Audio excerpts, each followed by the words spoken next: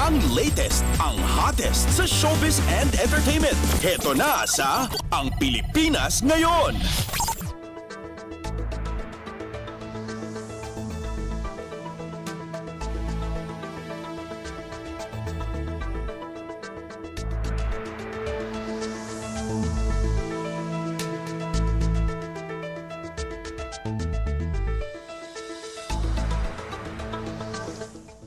Hello! Magandang araw sa ating mga chismoso at chismosang nag-aabang ng mga trending na balita sa mundo ng showbiz. Ito na ang ratsyada ng ating mga chika.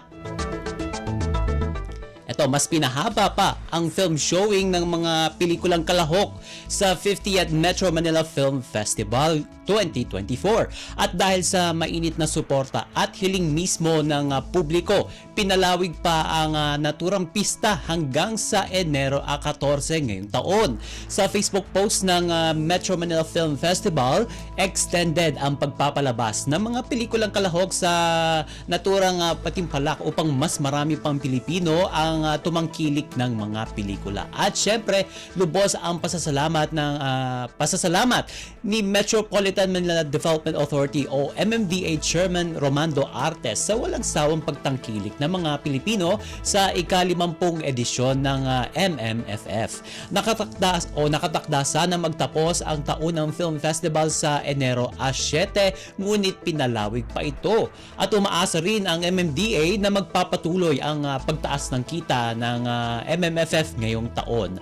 Ang kita mula sa nasabing film festival ay mapupunta sa Movie Workers Welfare Foundation o MOWEL Fund, mga government agencies tulad ng Film Academy of the Philippines, Motion Picture Anti-Film Piracy Council, Optical Media Board at syempre ang Film Development Council of the Philippines o FDCP.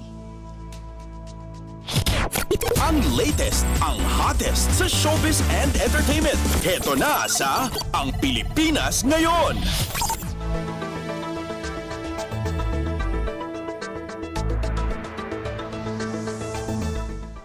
Sa iba pa nating chika for today, fake news. Yan ang binansag ng aktor at Batang Quiapo star na si John Estrada sa balitang kumakalat na may relasyon daw ito sa aktres at kasamahan niya sa teleserye na si Barbie Imperial. Ibinahagi ni John sa kanyang Instagram account ang art card na nagsasaad na fake news at kanyang kinwestiyon ang pinagmula ng chika na iyon. Ayon pa kay John, kilala lamang ni John itong si Barbie bilang isang artista, ngunit madalang lamang ang kanilang enkwentro. Sa katunayan, taong 2022 pa ang kanilang huling pagtatagpo.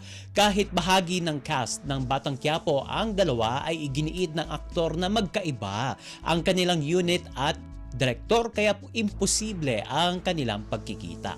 Sa huli ay nanawagan ito sa entertainment media outlets na suriing mabuti ang mga naglalabasang mga balita mula sa iba't ibang sources bago nila ilathala ang naturang balita. Ang latest, ang hottest sa showbiz and entertainment. Heto na sa Ang Pilipinas Ngayon.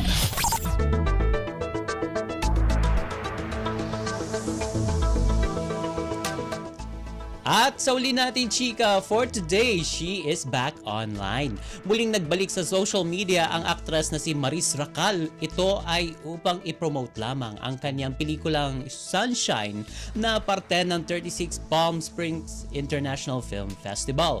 Sa Instagram store ni Maris, ipinakita nito ang listahan ng screenings ng kanyang movie sa nasabing International Film Fest. Ang Sunshine ay mula sa direksyon ni Antoinette Hadaune na tungkol sa isang young gymnast na may pinaghahandaang Olympic competition na dumaan sa ilang mga pagsubok dahil sa isang pangyayari sa kanyang buhay.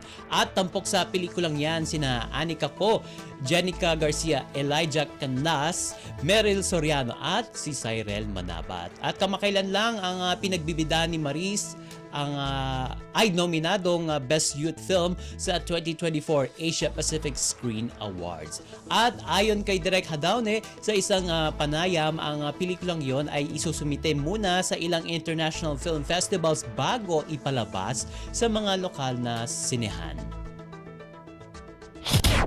Ang latest, ang hottest sa showbiz and entertainment. Heto na sa Ang Pilipinas Ngayon.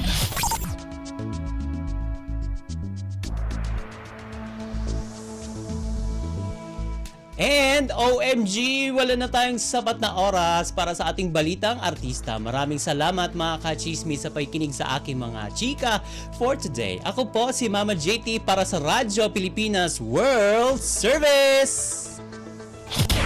Ang latest, ang hottest sa showbiz and entertainment. Heto na sa Ang Pilipinas Ngayon.